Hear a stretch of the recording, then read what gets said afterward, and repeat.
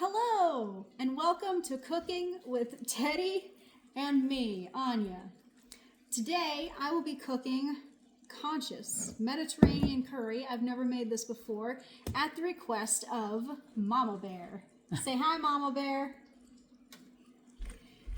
So we're gonna cook this, and this probably will be a short video, but we'll see how well it goes. Right, Teddy?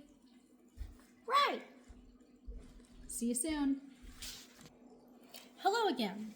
So, according to the directions, we're going to need some water, butter, and this little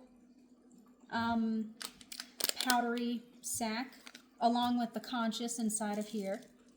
And so I was also thinking that to spice it up a little bit, we got a pepper from our garden that we're trying to grow, and then a little bit of onion, just to keep it spiced up. And so if you'd like to, you can grab your favorite knife. This is my favorite knife because it's nice and, well, tiny, just like me. And then you can cut it up however you like. I like to cut it up nice and tiny, so about this size.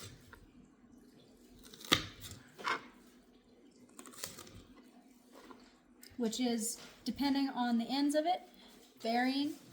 But, yeah.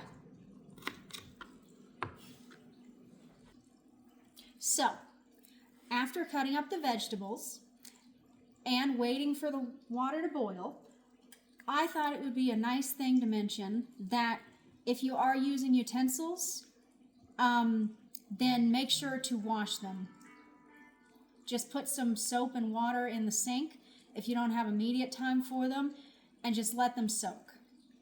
And on that note, if you have things such as peppers or like the ends of onions, my mom likes to have she has a barrel outside of many, many vegetables that I've cut up over our time, and she just I don't recommend smushing them all together in the same barrel, but I do recommend saving these because it's just nice. And all of this meal, I should mention, is completely non-GMO, which means no genetically modified organisms were made in this meal. This Couscous is also as organic as we could find. And if you're an adult, so that means 21 over only, I recommend having your best friend here. Mine is a Fox glass with my drink of choice, which happens to be Pinot Grigio, if you can see that. I like this brand because it has a good amount of flavor in it while it still is good for your pockets. So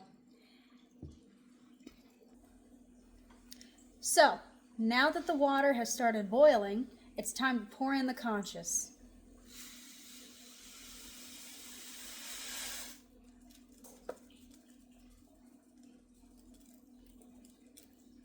Now that we've done that, we have to stir it just ever so lightly.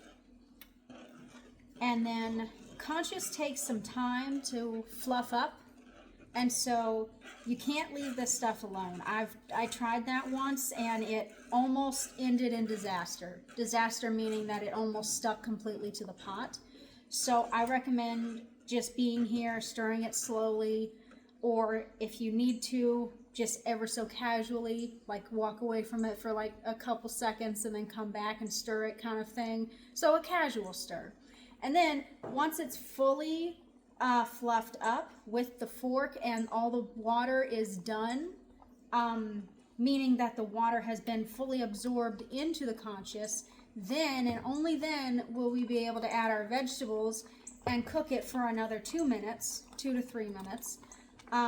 Depending on how crispy you like your vegetables. And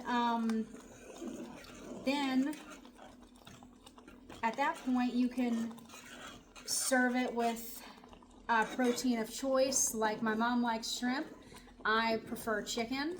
And just some proteins and maybe like an extra side. I've heard some people like to mix Couscous with rice.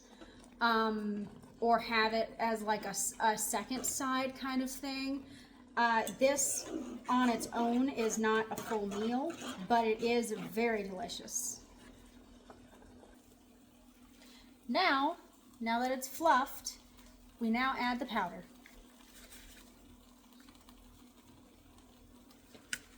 And on top of that, we then add our select vegetables.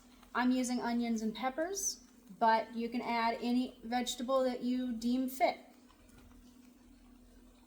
It really is an independent choice type of thing. Now we fluff the rice just a little bit more as it gets all nice and cooked and mixed together.